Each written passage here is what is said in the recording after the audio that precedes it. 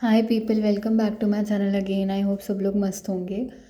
तो last video में मैंने बताया था कि स्ट्रेस के कुछ एग्जांपल्स हैं और अमेरिका की केस स्टडी सॉर्ट ऑफ और एग्जांपल ही बोल सकते हैं। उसके बेसिस पे एक्सप्लेन किया हुआ है कि कैसे उसका हाई स्टैंडर्ड ऑफ लिविंग बोला जाता है, बट वहाँ पे कुछ कुछ दिक्कतें हैं जो उसकी पिक्चर को या इमेज को ख़राब करती है।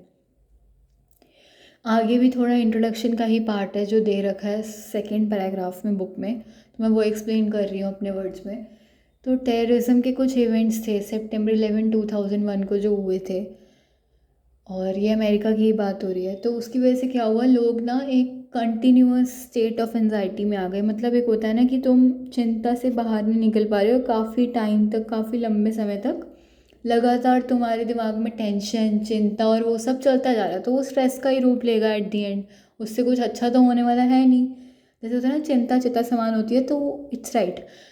एंड वो कहीं ना कहीं हेल्थ को, फिजिकल हेल्थ, मेंटल हेल्थ, हर किसी चीज़ को, हमारे रिलेशनशिप विद अदर पीपल, सबको अफेक्ट करेगा ही नेगेटिवली।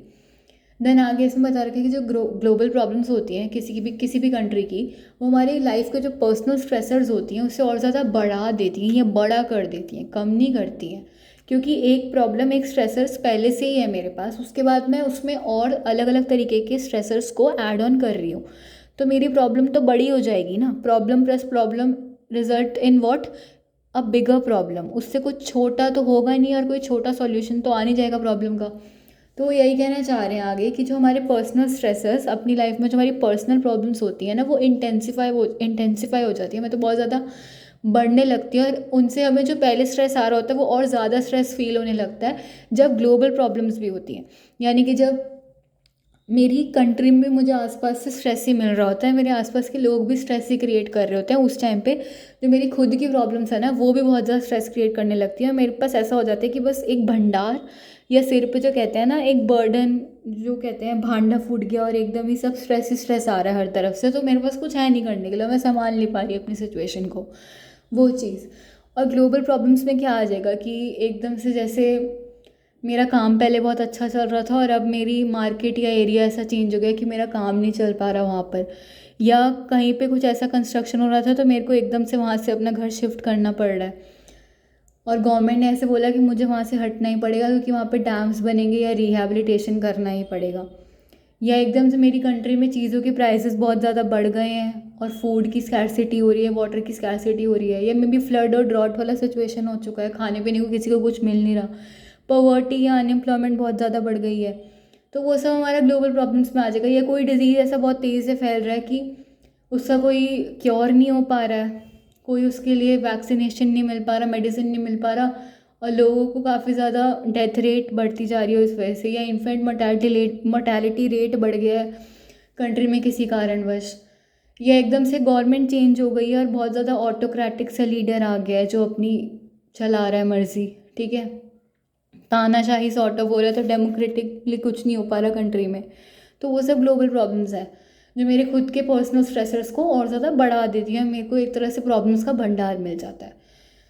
देन इसमें आगे कंसेप्ट दिया हुआ है एक परफेक्ट स्टॉर्म ऑफ स्ट्रेस का, कि स्ट्रेस की एक आंधी उड़ के आ रही है मेरे पास प्रॉपर तरीके से। क्यों? क्योंकि जब मेरे पर्सनल इश्यूज मिल जाते हैं सोशल और प्लानिटरी प्रॉब्लम्स के साथ, तो ऑब्वियस सी बात है मेरे पास देखने के लिए है ही क्या, सिर्फ प्रॉब्लम, सिर्फ स्ट्रेस, और मुझे हर तरफ से मिल भी क्या रहा है, केवल प्रॉब्लम और स्ट्रेस। तो मे बी मेरी वजह से और भी लोग दुखी या परेशान हो और मैं उनको भी स्ट्रेस और प्रॉब्लम ही दूँ, और दूसरों की वजह से मेरी लाइफ में भी क्या क्रिएट हो रहा है, बस स्ट्रेस और प्रॉब्लम। सॉल्यूशन किसी चीज़ का मिल नहीं पा रहा, जो प्रॉब्लम थी वो तो वहीं की वहीं है, प्लस मेरे पास और दो चार प्रॉब्लम्स और स्ट्रेस आते जा रहे हैं, जिसकी वजह से एक क्या होगा, एक बाढ़ आ रही है मेरे पास स्ट्रेस की, एक फ्लड आ रही है, एक आंधी क्रिएट हो रही है ऑफ स्ट्रेस। वही बात वहाँ पे बोली जा रही है। देन आगे इसमें बता रखा है कि अब इस चीज़ को ठीक तो करना ही पड़ेगा। तो ये जो टेक्स्ट बुक है जहाँ से हमें चैप्टर पढ़ रहे हैं, दैट विल हेल्प अस कि अगर मैं डॉट्स को ज्वाइन कर दूँ इन बिटवीन मेरा माइंड, बॉडी और स्पिरिट, तो एक पॉजिटिव चॉइस क्रिएट होगी जो कि मेरी मर्जी है, मैं अपने एटीट्यूड और बिहेवियर के हिसाब से अपनी लाइफ में ले सकती हूँ। और वो चॉइस मुझे ये एम्पावर करेगी, मुझे मोटिवेट करेगी कि मैं अपने हिसाब से अपनी ज़िंदगी को चला सकूँ पॉजिटिव वे में। वो चॉइसेस मुझे, क्योंकि वो चॉइसेस पॉजिटिव होंगी ऐसे स्ट्रेसफुल और डिस्ट्रेसिंग टाइम में, सॉरी, ठीक है, तो वो चॉइसेस पॉजिटिव होंगी, तो they will give me a direction और दे विल गाइड मी कि मैं कैसे इस ह्यूमन जर्नी में जहाँ पे मेरे ऊपर स्ट्रेस की बाढ़ आई है, कैसे इससे अच्छे से कोप अप करके बाहर निकल पाऊँ और अपनी प्रॉब्लम्स के साथ अच्छे से डील कर पाऊँ, कैसे अपनी वजह से दूसरों को ना अफेक्ट होने दूँ और ना दूसरों की वजह से खुद ज़्यादा अफेक्ट हूँ। और प्रॉब्लम्स को प्रॉब्लम्स की तरह अगर मैं देख भी रही हूँ, उनको नेगेटिवली परसीव, अगर मैं उनको अप्रेज नेगेटिवली कर भी रही हूँ, तो उनको ऐसे देखूँ कि मैं उनके लिए लाइक सॉल्यूशंस ढूंढ पाऊँ, उनमें अटकी या फंसी ना रह जाऊँ, राइट। तो they navigate life through turbulent waters of human journey, क्योंकि लाइफ है तो उसमें उतार चढ़ाव तो होते ही रहेंगे, अप्स एंड डाउन्स तो चलते रहेंगे, तो प्रॉब्लम्स भी होंगी, अच्छा टाइम भी होगा, सुख वाला भी टाइम होगा और दुख वाला टाइम भी होगा। It's only up to me कि मैं कैसे प्रॉब्लम और सिचुएशन को परसीव या अप्रेस कर रही हूँ, मुझे कैसे उसके साथ डील करना है। एंड अगर मैंने उसको एज अ चैलेंज ना लेके एज अ थ्रेट और हार्म लिया भी है ना प्रॉब्लम को, then how should I gonna deal with that thing, और वॉट टेक्निक और coping strategy I will use. तो it depends on me, only me. Okay, so अभी के लिए इतना ही। नेक्स्ट वीडियो में हम देखेंगे कि कैसे स्ट्रेस का मतलब क्या होता है, कैसे अलग अलग लोगों ने अलग अलग डेफिनेशंस दे दी स्ट्रेस की, स्ट्रेस वर्ड आया कहाँ से, स्ट्रेस को मैं कैसे कैसे किस किस चीज़ों से एसोसिएट कर लेती हूँ।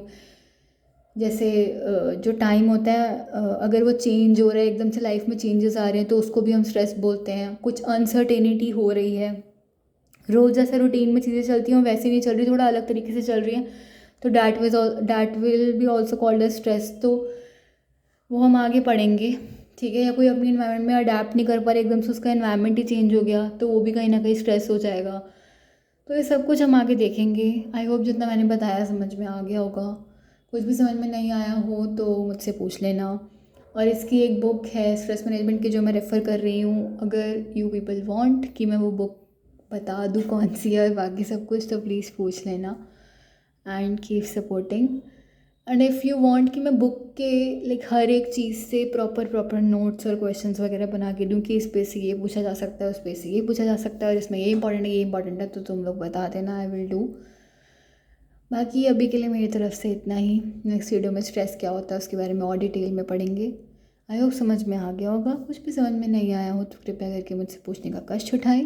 थैंक यू सो मच अपना कीमती टाइम निकाल कर कीमती वीडियो देखने के लिए, and thank you so much for your support.